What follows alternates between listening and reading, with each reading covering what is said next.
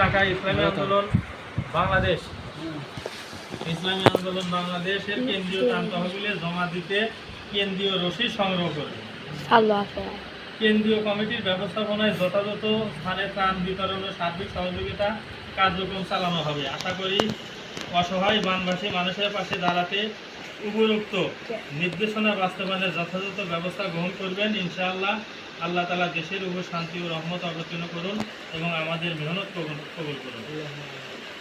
অনুলিপি ও প্রয়োজনীয় ব্যবস্থা নেওয়ার জন্য প্রেরণ করা হলো জেলা মহানগর সভাপতি ও সেক্রেটারি ইসলামী শ্রমিক আন্দোলন বাংলাদেশ, জেলা মহানগর সেক্রেটারি ইসলামী যুব আন্দোলন, জেলা মহানগর সভাপতি সেক্রেটারি ইসলামী যোগাযোগ রক্ষা করে পিকআপ ভ্যানে ব্যানার ও মাইক সহ বিভিন্ন প্রোগ্রাম, জেলা মহানগর সভাপতি সেক্রেটারি ইসলামী আইনজীবী পরিষদ, জেলা মহানগর সভাপতি সেক্রেটারি জাতীয় উলামা মাসায়েখ আইমা পরিষদ, জেলা মহানগর সভাপতি ও সেক্রেটারি ইসলামী মুক্তিযোদ্ধা পরিষদ।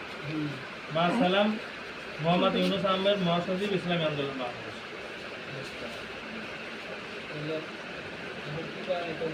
ওই প্রথমেই তো যিনি সংগঠন সহ সকলের সকল সংগঠনের সহযোগী সংগঠনের দায়িত্বশীল নিয়ে জেলা মহানগর থানা ও উপজেলা বিষয়ে উপজেলায় ত্রাণ বিষয়ক আহ্বায়ক কমিটি করতে হবে।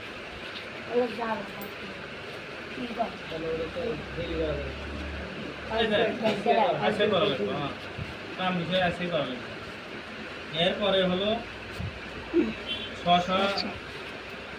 জেলা মহানগরের আওতাধীন এলাকার মধ্যে অবস্থানরত ধনী শ্রেণী ব্যবসায়ী আর্থিক সচ্ছলতা দায়িত্বশীলদের সাথে নগদ টাকা উত্তোলন করতে হবে।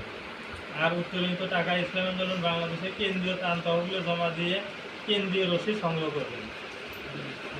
মানে এটা জেলাতে দিয়ে কেন্দ্রীয় রসিদ তো আগে পাঠিয়ে দিচ্ছে, ওদের ফের নেওয়া লাগবে রসিদ। হ্যাঁ আদায় রসিদ নেওয়া লাগবে নাকি এটা জমা দিয়ে খালি ফিল্ম তাহলে আজকেই যেহেতু সবাই এটি আসতেছে কিন্তু আন্দোলনের আগে করা দিই একটা কমিটি করা হতো তাড়াতাড়ি 3টার সময় এটি আসে। ছাত্র আছে তো বিক্রাও আসতেছে।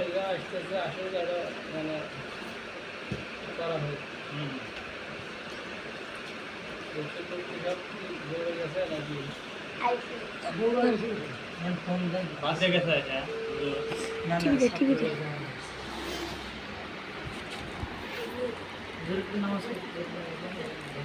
যায় নাই তো